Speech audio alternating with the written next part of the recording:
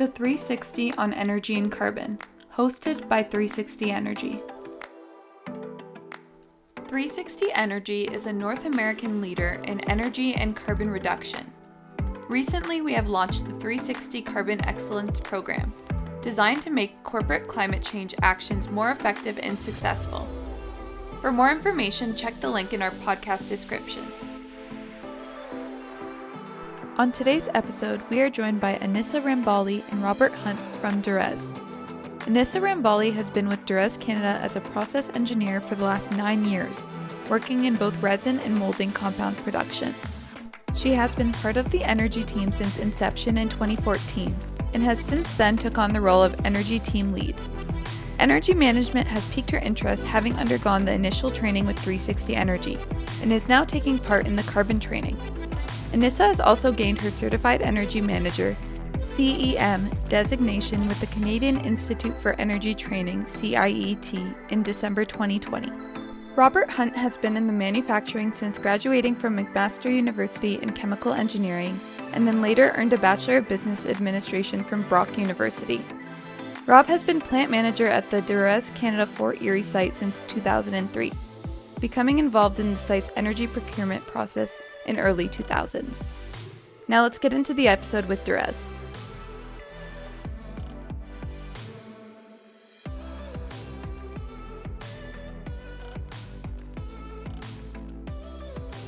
Welcome back, Dave. Well, thank you, Lysandra. It's nice to be back and looking forward to talk to our guest today as well. Me too. So today we are joined by Anissa and Rob from Durez. Welcome, Anissa and Rob. Thank you. Thanks. Glad to be here. So to kick off this episode, who is Durez and what is your role there? So Durez manufactures resin and molding compound, and we sell the product to our customers who make brake pistons, brake pads. It's used in the automotive industry. And I'm currently a process engineer and energy team lead. We're part of the Sumitomo Bakelite group out of Japan. We had a bit of a checkered history, shall we say. The plant originally started in 1970 here in Fort Erie and just was a Canadian oxy plant for the longest time. And then eventually became part of the OxyChem chemical group. And then in November of 2000, SBJ, as we affectionately know them, wanted to really become a global entity in the phenolic market. And with that, they actually purchased what was then the Durez division. Durez meaning durable resin from the Occidental Chemical Group. And we've been with them ever since and part of an obviously global company. So I'm really excited about this because for our listeners who are from around the world, Durez in Fort Erie has been really proactive in managing energy as part of the subset of their production. And that's not something that is common for most organizations. They'll start it for a year or two and then fade away. And your team, Rob, and this is the lead of this energy team, has been doing this, quite frankly, since 2013. And that's a compliment to your team and the leadership that you guys have done. So I'm curious, why did Durez choose to go the energy team route versus a lot of organizations go with an energy manager? Essentially, we did have that, and not necessarily a position as an energy manager. Essentially, with my time here, it just became part of my duties to actually look at the energy side of things, look at procurement mostly, natural gas. Didn't worry about electrical side of the business when we first started, because it just was. It was the Ontario electrical market. That's what you dealt with in a way. So anything from that aspect was all about natural gas. We started with a broker, had that to help us with that purchase and the evolution as it continued along. Eventually, the Ontario market just became more complicated, the whole bit. At some point in time, I will say that we are a 360 customer. And with that evolution, just became more and more. And I will say with a little bit of prodding from Dave, he talked about this energy excellence program, probably starting, I would say, between 2005, 2010 timeframe. And you just go, well, what do we need that for? Essentially, the trigger for us here was when the every time you picked up the paper, there was talk of the electrical market. Again, there was a change in the electrical market in Ontario. Basically, it was no longer going to be this crown company dependence and everything else. And they talked about how the price was going to essentially double, triple in 5 years' time. And we just took a look from a cost perspective and said, we're going to need to do something about that. Dave kept whispering in my ear about, hey, I've got this energy excellence program. I think it's a way to combat and look at that, get a method to help you basically meet this challenge head on. And when we looked at that, I'll say the first thing they said is you can't have energy in the hands of one person because, and it's true, that one person is the only one who knows what's going on. And this really needed to be more than that. The only way you can beat this energy, this change, this culture change that has to happen is you just need to get other people involved in that. And that's really what helped drive the sense that, yeah, you can't rely on having it in the hands of one person anymore. It really needs to be a thing where everybody is involved. Again, there's varying degrees of involvement, and everybody is touched by energy, right? Like you go and flip on a light, that's you getting touched by energy, and it helps to get that knowledge into everybody's hands. And this was a way to. So thanks for that, Rob. And this is a question to both of you. Both can answer because of where you stand in your role in the organization. Rob, you playing the leadership as a plant manager and have a director role with the organization. And this, you being responsible for cost center and in charge of as the champion for this energy team. And I'll start with you in this. What do you need to do to set up an energy team? Can you share with our listeners what you think are important ingredients that are really important to not only set up a team, but quite frankly, to keep the team motivated and engaged? So I believe key stakeholders need to be selected, like persons from varying backgrounds who will play a vital role in the team and also who are interested. So in our case, we had persons from management, engineering, maintenance, finance, and production. So it was really important to have the management support. So if you identify an energy opportunity, you probably get capital investment. Having the technical part, they would figure out whether it's feasible and how these changes impact production. And then your other question on how to keep the team motivated. I believe the quarterly meetings really helped us. So having a good structure, the formal training from 360 was also very important. So you laid the foundation for us from a knowledge perspective, and then we were able to build on it and having an energy plan and sticking to it and constantly revisiting it, having accountability, timeline. Anissa touched on this already a bit, and Rob, so did you, but can you describe the range of positions included in your energy management team? Management, finance, engineering, process engineers, maintenance, and production. What is the importance of having a range of positions in the energy management team? The expertise that everyone brings. So if you have an energy change, you'll figure out whether it's feasible, technically how to implement it. So everyone brought something to the table. Yeah, and that's so important. Like we all have our jobs to do. Being energy gurus isn't really our job per se, right? And so we each know different parts of the business so that when you do talk energy, somebody says, oh, look, that means this to me, or maintenance. Hey, you know what? This is what we'll lean in the maintenance department and look at that. If you didn't have that team, that's just not going to happen. Can you share what other benefits having a team, an energy team, has brought to the organization? Is there anything else besides just looking at energy and controlling energy? It's actually helped your organization or benefited because you have an energy team in place? I would say energy awareness, the sustainable aspect to knowing that you're doing your part to reduce carbon emissions. Again, it's just a way to look at the plant and what we do here in a different way. I'm just thinking with companies like Durez and, other major manufacturing companies and things like that, we often have groups like diversity and inclusion or women in the industry, things like that. And I think energy is starting to become almost one of those additional groups that people can participate in because like Robin and Nissa both said, it is everyone's problem now. And we do need a diverse amount of people on the panels so that we get a good encompassing of what an energy team looks like. So I do think it's beneficial from having a team just because it's not one person's problem anymore and everyone can kind of contribute to that. And I think that's something maybe we take for granted because we just assume, oh, it's a team here, so it's a team everywhere. But that's not always the case. Yeah, and I'm also going to share with our listeners that Durez doesn't know how they stand out in front of the crowd, even though I continue to tell them this. Like, they have a team that has been consistent at the same players on that team since 2013.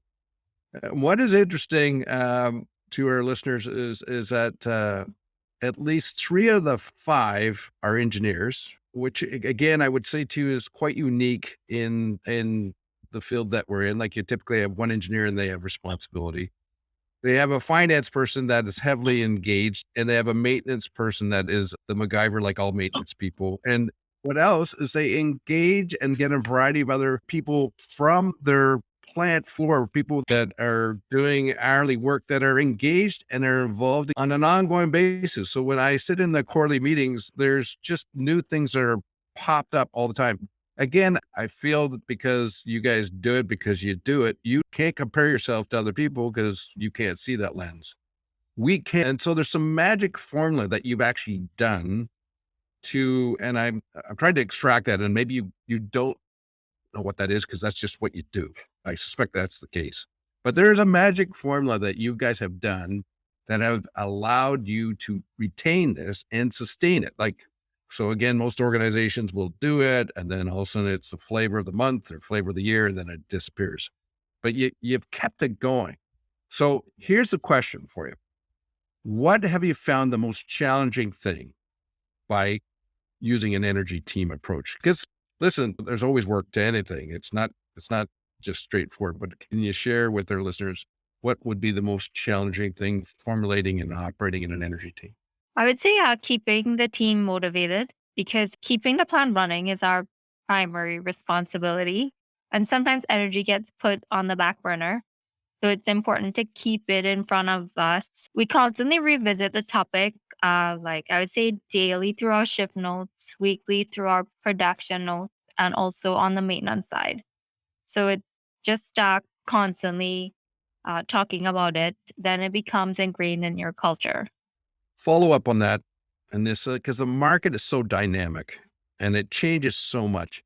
Is that become problematic to stay with it because it's just always changing and it's hard to keep up with? Because I would say too, that's what we find a lot of people, that's why they drop off is they just can't keep up with the change because they're so busy with other stuff. What are you guys doing to keep that knowledge base? I would say 360 keeps us up to date with the market changes, policy changes in the program. I also subscribe to like the OEB, so I keep up to date with electrical pricing. So that really helps. But if like 360 was not a resource, it would be extremely challenging balancing like our actual roles and the changes with energy. Thank you for the plug there, but what other parties or support that you guys need to have from other like utility assistance, government? Like, can you share what else there might be that you need to make sure this thing keeps its legs underneath it? Yeah, well, we do as part of our energy team. And one of the things that we do is peak shaving. We do demand response from an electrical point of view. So that there is that. And that actually is that I would say that that's one of the challenges too, just with, again, demand response is you need to curtail. So that is definitely a plug for having that team there. And this is kind of our champion when it comes to curtailing. But I think there's times even the foreman come to her and say, hey, look, I got the note, like I assume we're going to be curtailing this afternoon. It's a little bit of the expression is it's a little bit of the PETA, but it's a challenge because, geez, like we're just on a good run with production and now we're going to shut down for this peak shaving. But at the same time, I believe that the knowledge is in everyone's hands. It's to know why it's important to do that. Right. And so as much as the challenge is there, it's important. And I think we do a good job to get that information into everybody's hands to say, well, look, it's a challenge, but this is the benefit as to why we do it. Right. Getting others involved with our quarterly energy meetings. And it's not only happens with that, we have our natural gas supplier that they provide support as well. They have somebody that comes in and says, hey, if you're looking at this, then we can help you from an incentive point of view, things like that. So it's actually interesting to me that with our quarterly meetings that we do get people from the utility supplier to join our. It's still interesting to me that they do that, right? Because I mean, you said it yourself, Dave. To us, it's like we're here and we're doing it, and we don't even kind of think about it anymore. But I always get that third party company. It's just that sometimes, well, I'll use the expression, I'm show my age. It's kind of cool.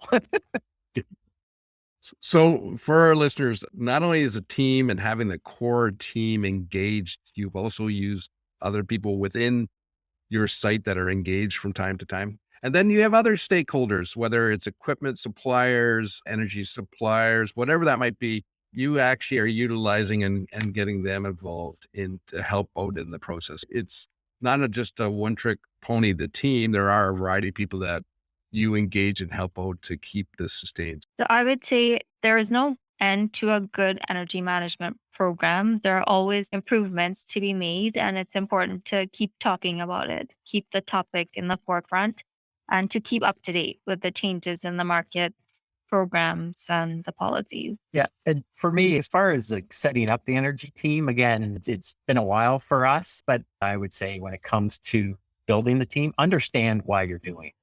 Understand that one trick pony can open up other possibilities to you. Like with us, we dealt with energy, it fell to the one person, but with that understanding that there was going to be a change in the market, that it really meant that we had to change things, and don't just think that it's going to just be, oh, I can do this for 6 months and it'll be over.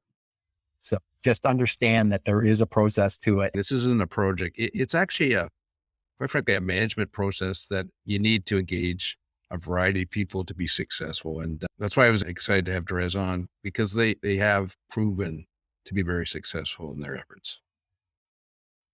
My reputation a bit on this podcast is to ask challenging questions and ask for a very simple response. Dave and John, our co-hosts, always get after me for that. So if you had to give us one line or word to explain what has kept your energy team long-lasting, or as some people describe, sustainable, what would it be?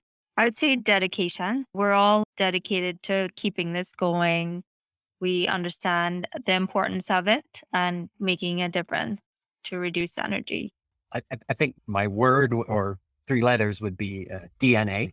It's really become part of our culture at this point in time. We have quarterly meetings, energy meetings. I'll say sometimes they get pushed out because ultimately our first priority is really to manufacture, right? And there's always something we need to do from a manufacturing point of view. And so, it doesn't necessarily have to be your first priority. Oh, we have to do this quarterly energy meeting.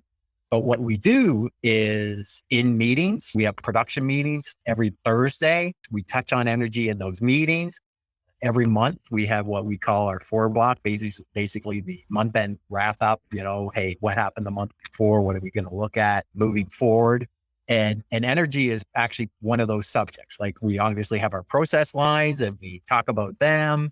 Hey, how did production go? How did quality go? But we also say, hey, how did energy go the previous month? Is there something we need to look at? Things like that. So it's just generally just become part of our DNA. And I will say, to me, that's what helps sustain our energy team. Rob, you mentioned a great point that I think a lot of our listeners can relate to. I think oftentimes companies think that once you start involving energy, your priority is energy and not manufacturing and not producing that product. And that is not the case for a sustainable business case, At the end of the day, we all know you need to get your product out. You have deadlines. That comes first. But as long as energy is part of the conversation, you're already doing more than the majority of the industry.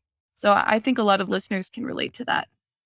Yeah, and I will say that is definitely some of the things that occur. Like we do the peak shaving, we do the demand response, but like last year, during the peak shaving, we got to a point where we just said, look, we can't shut down. We had a discussion about it, and we all knew the consequences of not shutting down, but you still had that conversation, right? Like you still knew what the consequences were, but you just said, look, we're a manufacturing plant first, regardless of what's going on. And it matters, right? So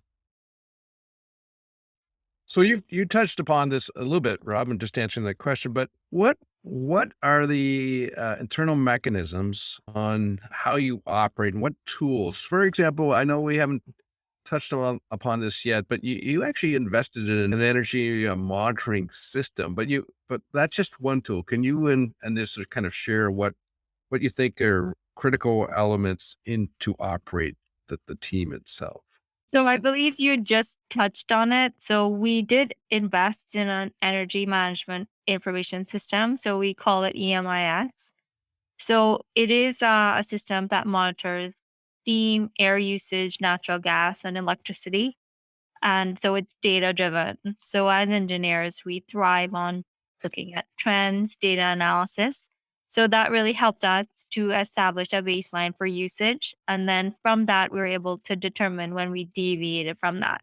So we looked at it, we knew like we had steam leak, there's something wrong with the boiler, air compressor.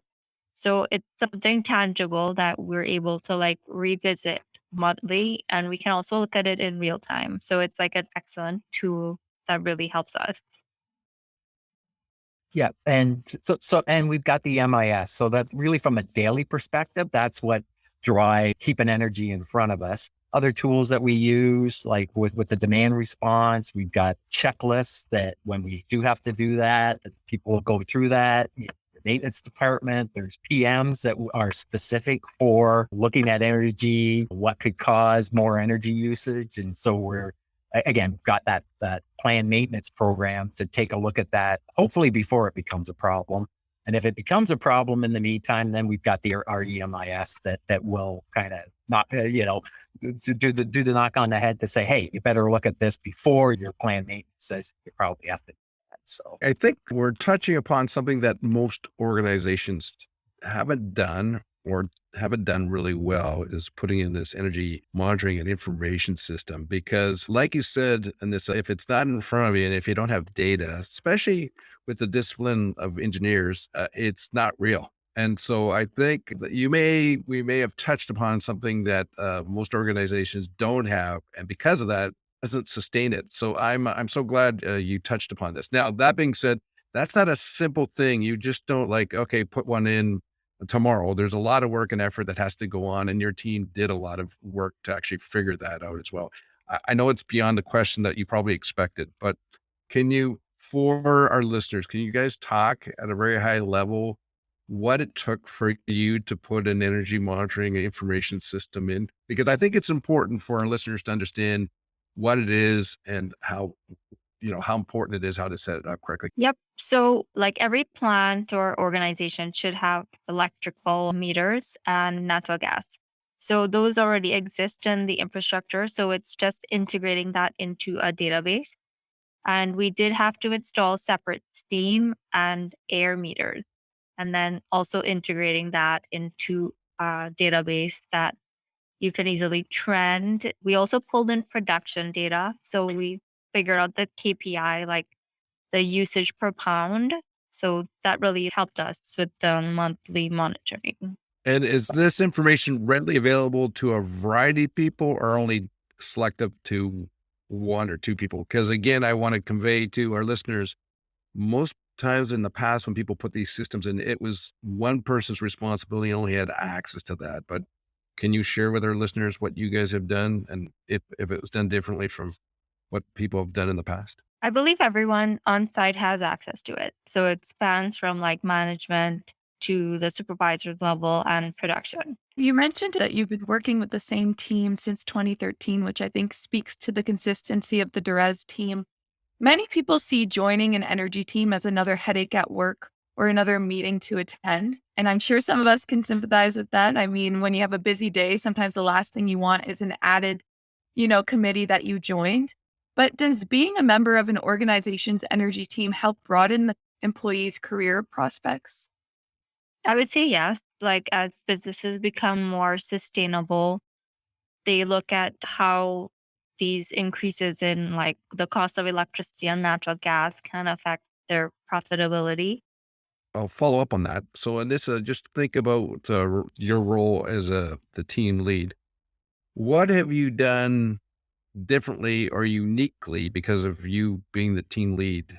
What exposure or things have you been asked to do that typically you wouldn't have been asked to do in your past or in your current role? I would say just the quarterly meeting, we did have a presentation with the Niagara Care Group where we talked about energy management. And actually, I think we did have the opportunity to go to Japan. Our head office is in Tokyo. And actually, Anissa was able to present the MIS system there as one of our continuous improvement activities, actually. So, yeah, and just to get back to like they had that EMIS system, Anissa touched on having electrical meters and everything else. And I will say for anyone, if you've got an opportunity to, when you're setting things up, even if you're not thinking, I'm just not at the point where I can do this EMIS system. I know the one thing that we committed to was that this plant started in 1970. As things progressed, you have to replace items. One of the things that we had to replace in our 3 original production buildings was the motor control centers. And they had the 1970 technology with the meters and everything else. And when we actually replaced those, the normal replacement, so it was a capital project, but with that replacement, we actually put meters in with those motor control centers that had the capability for output to a computer system. Now, as part of that replacement, we did not hook up those meters at that time, but we gave ourselves the ability that in the future, we may want to know that data. It would be nice to know that data, but we're just not in a position to get, to kind of do that next step. And so we already had built that foundation to help us get that EMIS program going. And then when we kind of got into the energy excellence team and did the team, we kind of felt, hey, yeah, we need this data. This EMIS system is going to be a benefit to us. And that became this capital project too, in terms of putting the steam meters in and the air meters. But we had the infrastructure already in place. We had our PLC system in already, like a computer controlled for our process. And so we actually kind of had that foundation. And it meant that when it came to doing that EMIS, we didn't have to like start from scratch, and people were aware, hey, I've got this process. Yep, I'm looking at process data, but now I'm also looking at energy data. I think that was actually a benefit to us. It ultimately helped get the approval for the capital. And I will say SBJ definitely supported that. From an energy perspective, we were able to show that, look, we will get some return by doing this too. We were already kind of thinking that way before we actually flipped the switch into an energy team. And it just kind of helped build on that foundation moving forward. We've conveyed to our listeners that you kind of are leading edge in comparison to the other marketplace. I'm curious to see, because you have other people within your organization, other sites that are within your organization. I'm sure you guys talk frequently when you have these meetings at head office. What's your sense? Where are you on the energy front as far as managing that in comparison to your peers in your organization? Do you have any indication of where you stand in comparison to them as far as how proactive you are, what you do in comparison to them? Are you unique?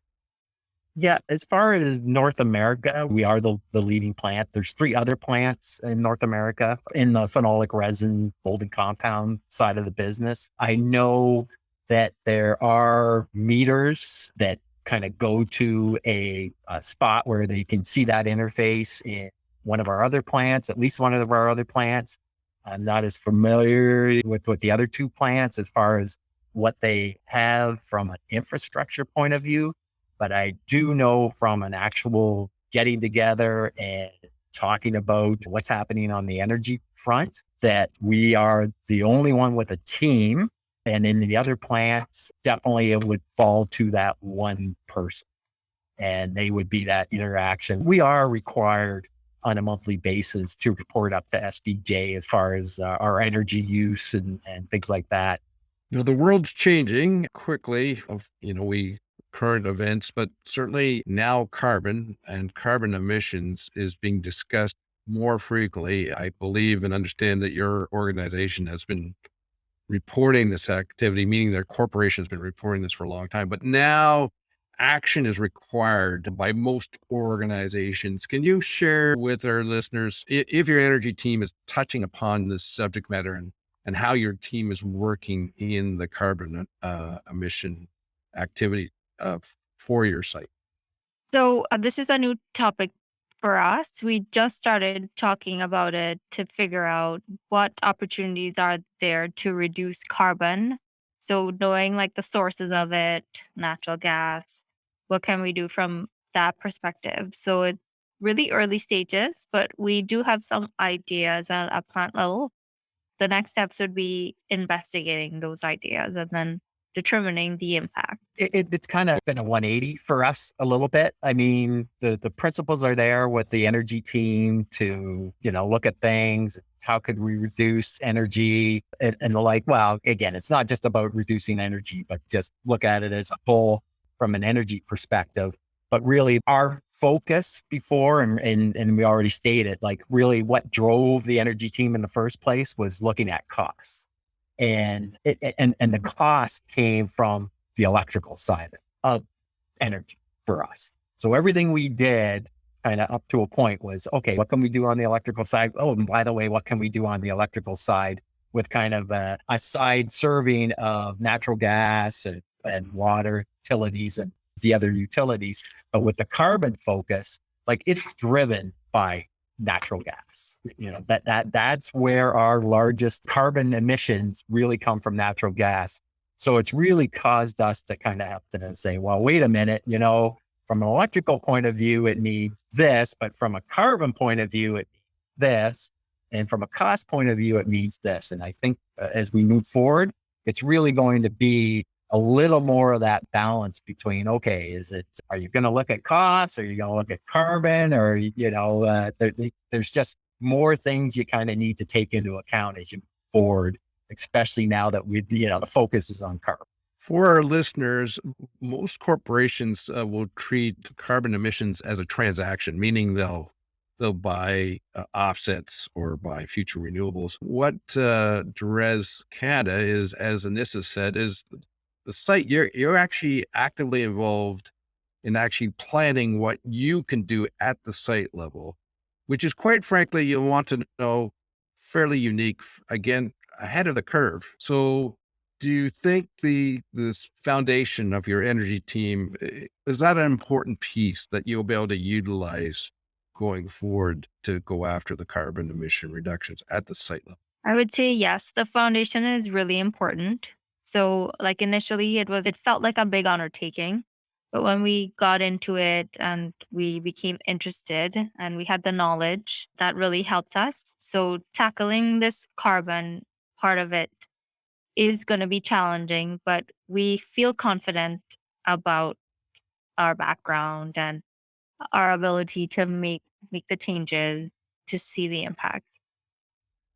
And again, I'd like to say to our listeners, because of the membership retention that you've had on the teams, it's allowed that knowledge base to keep on increasing versus bringing new people in all the time that don't have the background. So I think based on what I see and what you're undertaking, I think you've got a great position to demonstrate, again, your leadership at your site, not only externally, but quite frankly, I hope that you'll be able to show that within your corporation as well. To end off this episode, what is the biggest takeaway for our listeners? So we talked about quite a few different things here, but more so sustaining your energy team. What is a piece of advice that you would give our listeners to sustain their energy team? I would just say to start the discussions. Once you start discussing the topic, different opportunities will start emerging. So we definitely saw it here, and we definitely started saving a lot of money, electrical savings, natural gas. Start it, form the team, and you'll move forward. Yeah. And I think ultimately the biggest takeaway from an energy carbon team is that it doesn't have to be another job, another task that you have to do. I think ultimately, and again, not to say that there aren't things that you need to do in the energy area, but ultimately it does become part of the DNA. Hey, you know what? We're looking at a production scheduling change. What does that mean? First and foremost, hey, we're a manufacturing plant. What's that mean from a production viewpoint? But what does it also mean from an energy? And it doesn't take another day to look at it from an energy perspective. It's just, hey, this is what it means. And we take that into account. And okay, so we'll do this instead of this, or whatever that outcome needs to be. But it's just, don't look upon it as, oh, this is going to be just another thing to do, because ultimately it just becomes part of the conversation. It truly does just become part of the culture. It's just what we do. Yeah, it's become part of your routine, basically. Yeah, that's right. I think they've said it well. I would just bolt on that everything that they've done and do now, they're now, I suspect, going to add carbon on. It's just what you do. And again, they might take that for granted. Most organizations don't even know what carbon means and how to do it. So because of what you've done and your team and how you guys have executed, I think you're well positioned to demonstrate not only controlling and reducing costs, but also demonstrating that carbon management can be good management and good practice for an organization to do, which will serve you, your customers, and your corporation well. So we'll look forward to follow this as we go forward. And for our listeners to know that Durez, one of the sites that are participating in the 360 Carbon Excellence Program. So it will be measured. They see it. It's going to be a really interesting ride. So I thank you both for participating in this podcast and creating awareness and knowledge to our listeners. You're welcome. Our pleasure. Anissa, Dave, Rob, thank you for your time today. That's all for today's episode of the 360 on Energy and Carbon podcast. Thanks for listening. Make sure to check us out on our website at 360energy.net and follow us on LinkedIn at 360 Energy Inc. Tune in to our podcast on Apple Music, Spotify, Anchor, or other listening platforms by searching the 360 on Energy and Carbon.